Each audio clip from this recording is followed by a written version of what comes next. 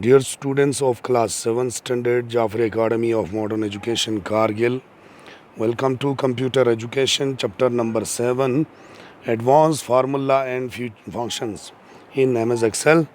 ये हमारा टॉपिक है। तो इसके आगे आपको सब टॉपिक्स होंगे टाइप्स ऑफ रेफरेंसिंग और होंगे आपको using functions, applying conditional formatting.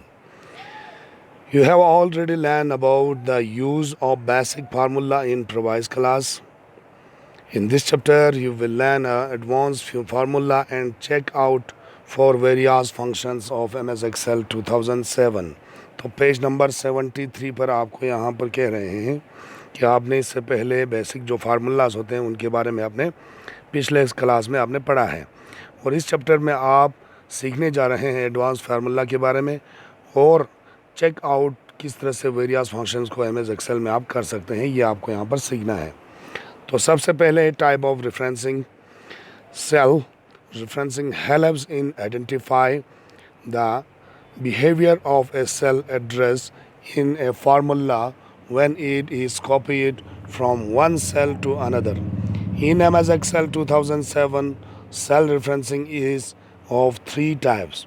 तो सेल रेफरेंसिंग आपको ये मदद दे देते हैं कि वहाँ पर आपको शिनाख्त दे देंगे कि उस सेल एड्रेस का बिहेवियर क्या है, वो किस तरह से काम करते हैं फार्मूला जब हम उसमें कॉपी करके डाल देते हैं। तो जब एक फार्मूला को हम एक सेल में डाल देंगे फिर उसके बाद दूसरे सेल में जाएंगे तो उसका क्या असर रहेगा वो आपको सेल एड्रेस ये बता देते हैं। और MS Excel 2007 में सेल रेफरेंसिंग का 3 टाइप्स हैं।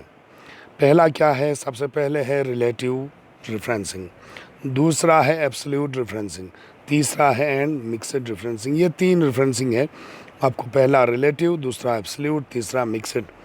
Every cell is made up of a column part and a row part. हर एक जो सेल जो होता है वो बना होता है एक कॉलम पार्ट और रो पार्ट से। Which is the address of the cell, जो सेल का एड्रेस होता है। अगर हम ई कॉलम में बैठे हैं और 2 रो में बैठे हैं तो E2 उस सेल का नाम होगा। तो इसी तरह से सेल का एड्रेस नाम ये होते हैं कि वहाँ से आप कॉलम का जो अल्फ़ाबेट है वो ले लेते हैं और रो से जो नंबर है वो लेकर उस सेल का एड्रेस बन जाता है। The cell is called relative when both parts are not fixed. Relative referencing तब बन जाते हैं जब उसके दोनों साइड्स फिक्स नहीं होते हैं, कॉलम साइड से भी और रो साइड से भी। It is called absolute when both parts are fixed. इसको एब्सोल्यूट कहा जाता है, एब्सोल्यूट रेफरेंसिंग कहा जाता है जब उसके दोनों सिरे, चाहे वो कॉलम साइड से हो या रो साइड से हो, दोनों से फिक्स किया हो।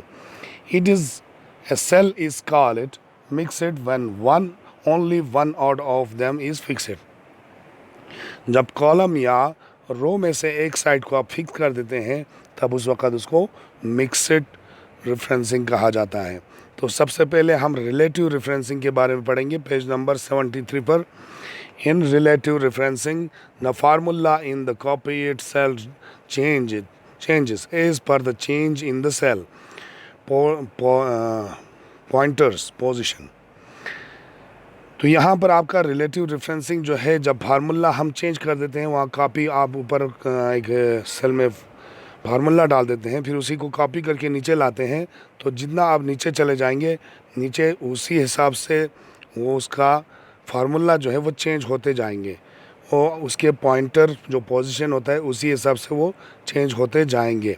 The formula for cell reference changes automatically if you copy the formula across row और डाउन कॉलम। अगर उसको आप कॉलम में या रो में उसको कॉपी करके ले जाते हैं तो वो ऑटोमेटिकली सेल्स रेफरेंस जो है वो चेंज होते जाते हैं। For example, if the formula in D3 is equal to B3 into C3, the cell address in formula change automatically when the formula is copied vertically to is equal to B4 into C4। जब D4 में आप पहुंच जाएंगे तो वहाँ पर B4 into C4 वहाँ पर ऑटोमेटिकली चेंज हो जाएंगे। ऊपर आपने देखा वहाँ पर B3 और इंटू C3 है, नीचे आप पहुँचते ही क्या होगा, वो फार्मूला चेंज होगा उस सेल एड्रेस के हिसाब से B4 into C4। Next page पर आ जाइए, पेज नंबर 74। वहाँ पर हमको कहते हैं absolute referencing. A dollar sign is used for identifying absolute referencing. It is used along with row and column number in the cells. For example, is equal to $B $3 is an absolute reference. When the formula is copied across the row or down column, it remains unchanged. तो यहाँ पर आपको कहते हैं एक dollar sign को इस्तेमाल करना है आपको एब्सोल्यूट रेफरेंसिंग को आइडेंटिफाई करने के लिए। ये आप इस्तेमाल कर सकते हैं रो और कॉलम के साथ, ठीक है। रो और कॉलम सेल्स को आप इस तरह से एग्जांपल यहाँ पर ये दिया जाता है इज इक्वल टू $B कर देंगे तो कॉलम आपका वहाँ पर फिक्स हो गया। इसके बाद $3 कर देंगे तो वहाँ पर आपका रो 3 जो है वो भी आपका फिक्स हो गया। इज़ एन एब्सोल्यूट रेफरेंस, ये आपको एक एब्सोल्यूट रेफरेंस है। When the formula is copied across the row और down column it remain unchanged. तो आप जब वहाँ पर फार्मूला को कॉपी करके रो साइड में ले जाएंगे या कॉलम डाउन कॉलम साइड में लाएंगे तो ये चेंज नहीं होगा, वो वैसे ही रहेगा, उसका आंसर वही रहेगा इज इक्वल टू बी और $B और $3 जो भी है वो वहाँ पर अनचेंज वहाँ पर वैसे ही रहेगा। इसके बाद बोलते हैं in the given example D3 has a formula. D3 एक फार्मूला है, जैसे क्या बोलते हैं $B $3 into 5 and as it is copied it does not get changed in the cell address। आप नीचे जाएंगे तो वहाँ पर सेल एड्रेस में वो चेंज नहीं हो जाएंगे। इसके बाद आते हैं मिक्सड रेफरेंसिंग। इन दिस इसमें क्या होगा डॉलर साइन शुड अपीयर्स, वहाँ पर डॉलर साइन आपको दिखाई देंगे विद द कॉलम नंबर और द रो नंबर, या कॉलम के साथ आपको दिखाई देंगे या रो के साथ आपको दिखाई देंगे। फॉर एग्जांपल $B 3 होगा, अगर वहाँ पर B को उसने फिक्स किया, कॉलम को फिक्स किया लेकिन रो 3 को उसने फिक्स नहीं किया, is a mixed cell reference containing an absolute column and a relative row. एक एब्सोल्यूट रो और एक रिलेटिव रो को मिलाकर इसने एक मिक्सड रेफरेंसिंग बना दिया। And C $3 has relative column and an absolute row. अगर हम इस तरह से देखेंगे ऊपर वाले में B को उसने डॉलर लगा दिया, नीचे वाले में इसने 3 को डॉलर लगा दिया, तो ऊपर वाले में क्या है, ऊपर वाले में होगा आपको एक एब्सोल्यूट कॉलम और एक रिलेटिव रो, नीचे वाले में क्या होगा एक रिलेटिव कॉलम के साथ एक एब्सोल्यूट रो होगा। तो ये इस तरह से मिक्सड बन जाते हैं।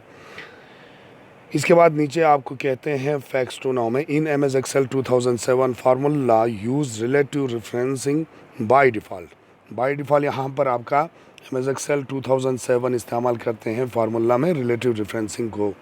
तो डियर स्टूडेंट्स ये हो गया हमारा आज का टॉपिक, कल हम पढ़ेंगे यूजिंग फंक्शन से आगे। ओके, तब तक के लिए खुदा हाफिज़, गुड बाय।